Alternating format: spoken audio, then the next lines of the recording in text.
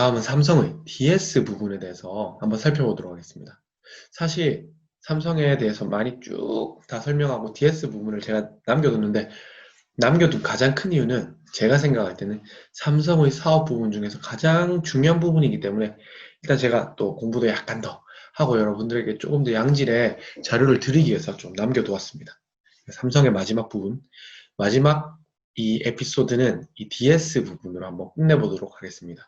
DS 부분은 우리가 흔히 생각하는 바로 반도체 부분인데, 현재 삼성의 아주 주력 사업 부분이기도 하지만 미래에도 계속 꾸준히 주력 사업 부분으로 이어나갈 그런 사업 부분이라고 생각하시면 될 것 같고, 무엇보다 우리가 흔히 듣고 있는 4차 산업혁명에서 4차 산업혁명의 쌀이라고 일컬어지는 게 바로 반도체거든요.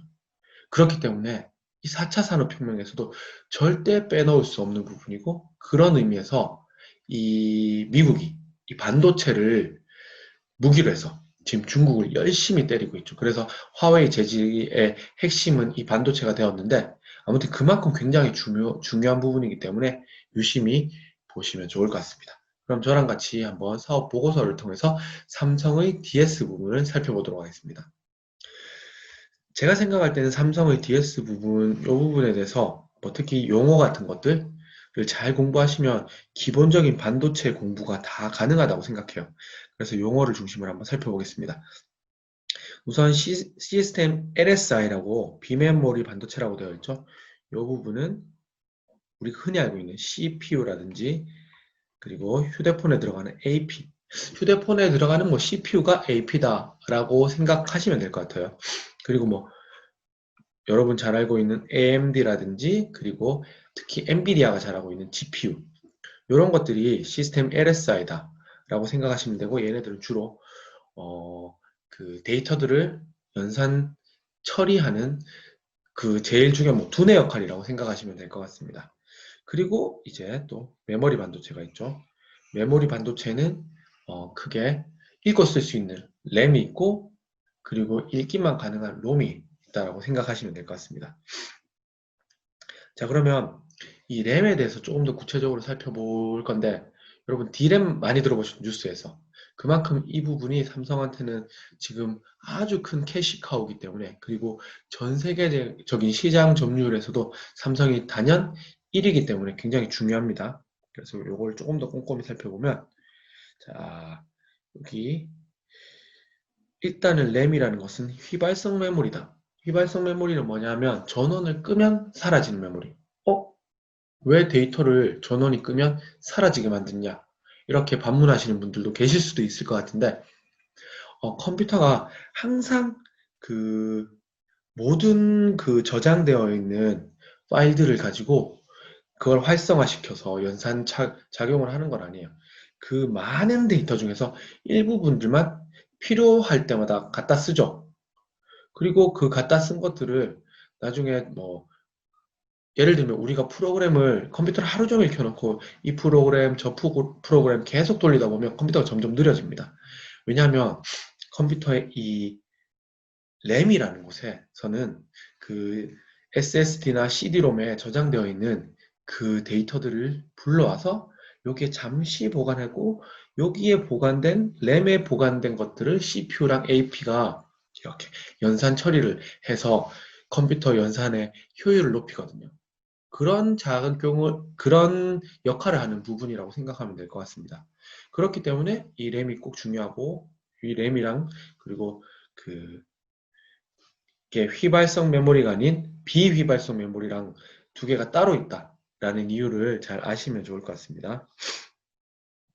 삼성이 이 부분에서는 단연 압도적으로 세계 1위라는 거 꼭 기억해 두시고, 그 다음 시스템 LSI 제품은 보시는 것처럼 뭐 CPU나 AP, 그리고 요즘은 서버 쪽으로도 많이 들어가거든요. 그래서 PC, 휴대폰, 서버 등의 중앙 처리 장치인 방금 말씀드렸던 뭐 CPU, 그리고 아마 앞으로는 가전에도 정말 많이 쓰일 것 같아요. 그렇기 때문에 이 시스템 LSI 이 부분에 초점을 맞추셔야 됩니다. 사실 메모리 반도체 쪽, 램 쪽은 삼성이 장악했다라고 생각하시면 될 것 같고, 삼성이 지금 열심히 눈에 불을 켜고 열심히 하려고 하는 부분이 바로 이 시스템 LSI예요. 이 부분에 대해서도 뒤에 조금 더 자세히 한번 살펴보도록 하겠습니다. 자, 그럼 DS 부분과 관련된 삼성의 성과들을 좀 더 수치적으로 살펴볼게요. 여기 보시는 것처럼 제가 말씀드린 것처럼 삼성이 D램의 단연 세계 1위라고 말씀드렸죠. 요 D램과 관련해서는 보시면 아시겠지만 43.8%로 거의 반 가까이를 삼성이 장악하고 있습니다. 그리고 실제로 삼성뿐만 아니라 삼성, SK 하이닉스 그리고 미국의 마이크론이 거의 다 지배하고 있는 과점 시장이라고 말씀드릴 수 있겠습니다. 이렇게 과점 시장이다 보니까 삼성이 그곳에서 영업이익이 엄청나게 많이 들어오고 있는데 그 영업이익도 한번 살펴보도록 하겠습니다. 보시는 거는 이제 삼성의 이번 반기 동안의 영업이익인데 여기 보시면 반도체 부분에서 이렇게 영업이익이 났죠.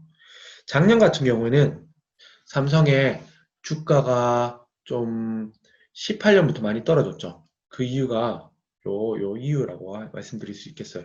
반도체 영업이익이 보시는 것처럼 14조로 굉장히 많이 떨어진 걸 알 수 있습니다.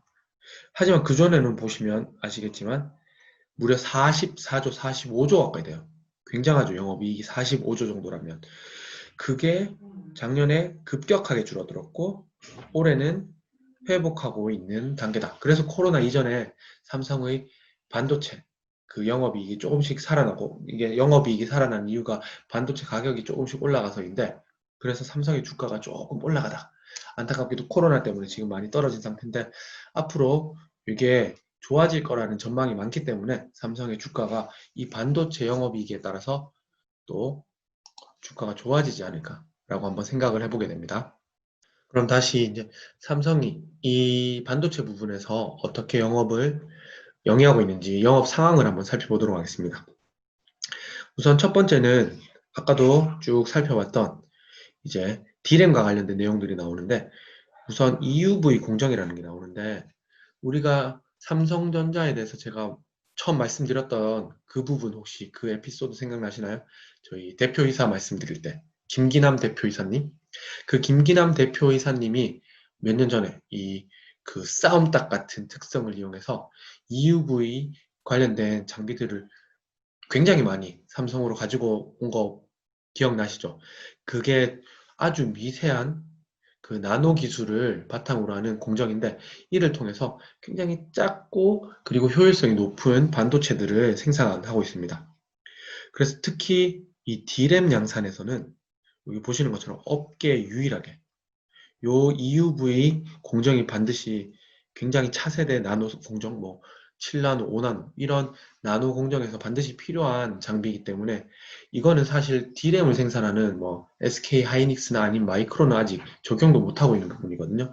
그 부분에서 삼성이 굉장히 앞서가고 있다라는 내용들이 나와 있습니다. 그리고 그 다음 시스템 LSI 부분에서는 여기 눈에 띄는 게 5G 모뎀 내장 SoC SoC라고 해서 뭐 사회 간접 자본이 아니고 시스템 온 칩이라고 해서 이제 휴대폰 안에 들어가는 아까도 말씀드렸던 휴대폰의 CPU라고 불리는 그 휴대폰 AP 그리고 통신을 할 수 있는 모뎀 요것들을 하나로 모아놔서 요거를 SoC라고 하는데 이걸 바탕으로 삼성이 이쪽 부분에서도 이 반도체 부분에서도 그 엑시노스라는 제품을 통해서 퀄컴의 스냅드래곤을 따라잡기 위해서 굉장히 노력하고 있습니다.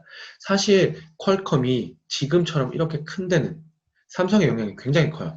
삼성이 퀄컴의 스냅드래곤을 AP로서 채택해 줌으로써 삼성이 전 세계 1위 휴대폰 업체가 되는데 삼성이 퀄컴의 도움을 좀 받았다라고 할 수도 있지만 반대로 퀄컴도 작은 기업에서 지금 같은 거대한 기업이 될 수 있었던 데는 삼성의 그 채택이 굉장히 큰 이유가 될 수 있습니다. 하지만 이게 아무래도 이제 그 삼성이 구입해주던 이 AP 업체가 기술력도 굉장히 좋아지고 그리고 거의 휴대폰 쪽으로 AP 쪽으로는 엄청나게 독점 정도로 잘 나가다 보니까 아무래도 삼성이 마냥 이 기업한테 제품을 구입할 수만은 없잖아요. 뭐 화웨이도 마찬가지고 그런 휴대폰을 만드는 업체 입장에서는 퀄컴의 역량력에서 좀 벗어나기 위해서 화웨이도 마찬가지고 삼성도 마찬가지고 스스로 AP를 개발하기 위해서 굉장히 노력하고 있습니다. 하지만 근데 엑시노스는 아직 삼성 휴대폰 자체에서도 그렇게 채택하는 그 비율은 좀 낮아요. 아무래도 퀄컴의 스냅드래곤이 굉장히 좋은 거다 보니까 그런 게 좀 안타까운데 계속 개발하고 있다는 걸 좀 보시면 될 것 같고, 그 다음에 보시면 여기 이미지 센서 이 부분도 삼성이 생각보다 굉장히 잘합니다. 세계 2위인데 이게 아마 1위가 소니일 거예요. 이 소니랑 굉장히 경쟁 관계를 가지면서도 소니를 따라잡기 위해서 굉장히 노력하고 있고 전혀 경쟁력에서 뒤지지 않는다, 그런 얘기들이 있습니다. 그래서 이것도 좀 살펴보시면 좋을 것 같은데, 제가 생각할 때 얘네들보다 훨씬 더 중요한 거는 바로 이 파운드리 사업이지 않을까라는 생각이 듭니다. 사실 얼마 전에 이재용 부회장이 이 아까도 말씀드렸던 그 EUV 공정에 꼭 들어가는 EUV 그 장비를 구입을 위해서 네덜란드로 떠났다. 네덜란드의 ASML이라는 기업한테 그 EUV 장비를 많이 구입하기 하는 것을 요청하기 위해서 떠났다라는 기사가 있었거든요. 실제로 그 EUV 장비를 TSMC라는 업체랑 삼성이 경쟁적으로 도입하기 위해서 노력하고 있습니다. 요거는 또 D램이랑 다른 부분인데, 시스템 반도체 쪽으로 이 파운드리 사업이라는 게 있어요. 이걸 꼭 이해하셔야 돼요. 제가 생각할 때는 차세대 삼성의 먹거리라고 생각합니다. 반도체가 현재이기도 하고 미래이기도 한 가장 큰 이유는 지금 현재로서는 D램에서 세계 1위이기 때문에 현재이지만, 미래에는 이 파운드리에서 또 다른 많은 이익을 창출하기 위해서 노력하고 있다. 이 파운드리는 쉽게 말씀드리면 일종의 주문 제작이라고 생각하시면 좋을 것 같아요. 지금 세계 1위가 거의 50% 이상을 시장 점유하고 있는 기업이 바로 대만의 TSMC라는 곳입니다. 여기서는 뭐 퀄컴뿐만 아니라 뭐 엔비디아 그리고 AMD 이런 업체들이 이렇게 자기들이 설계한 CPU나 GPU, AP 같은 제품들을 TSMC에다가 부탁을 하면 TSMC가 그 설계를 보면서 정확하게 그 CPU나 AP를 만들어주는 그런 것들을 하고 있는데, 그게 바로 파운드리 사업이에요. 그 세계 2위가 바로 삼성이거든요. 삼성은 아직 근데 시장 점유율이 20%가 채 안 됩니다. 이 특히 파운드리 사업에서 바로 중요한 게 차세대 기술, EUV 공정인데, 지금 두 기업 다 뭐 7나노, 5나노, 3나노 공정들을 계속 경쟁하고 있어요. 사실은 TSMC가 그 공정에서는 조금 더 앞서 있습니다. 그렇게 경쟁을 하고 있는데, 특히 이 굉장히 중요한 EUV 장비를 만약에 삼성이 TSMC한테 많이 뺏긴다, 그럼 굉장히 곤란해지겠죠. 삼성이 파운드리 사업에서 그 TSMC를 따라잡을 수 있는 가능성이 굉장히 많이 떨어집니다. 그런 의미에서 이재용 부회장이 직접 네덜란드까지 날아간 게 아닐까. 그리고 제 생각에는 분명히 뭔가 날아가기 전부터 모종의 딜이 있었을 것 같아요.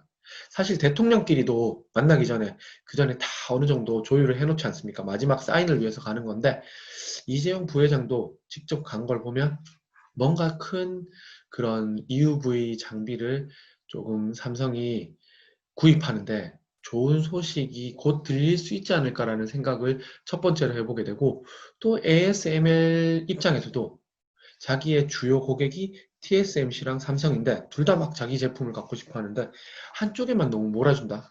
이것도 사실은 미래를 생각하면 전략적으로 별로 좋지는 않은 것 같아요. 왜냐하면 TSMC만 키워놓고 삼성이 많이 죽어버렸다. 2위, 3위가 없다. 그러면 ASML 입장에서도 TSMC뿐만 아니라 삼성이 같이 잘 경쟁하고 살아있어야지 본인들한테 이득이 되기 때문에 골고루 좀 나눠주지 않을까? 나눠줄 것 같고, 적어도 TSMC한테 몰아주진 않을 것 같다라는 생각이 듭니다.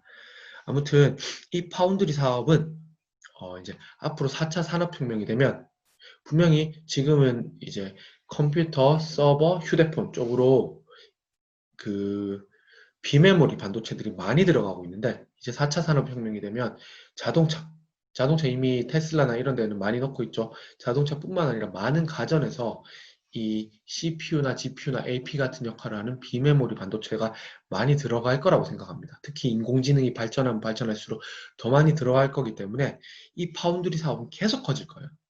그렇기 때문에 삼성으로서는 도저히 놓칠 수 없는 부분이기 때문에 굉장히 열심히 노력하고 있다는 걸 꼭 기억해 두시기 바랍니다.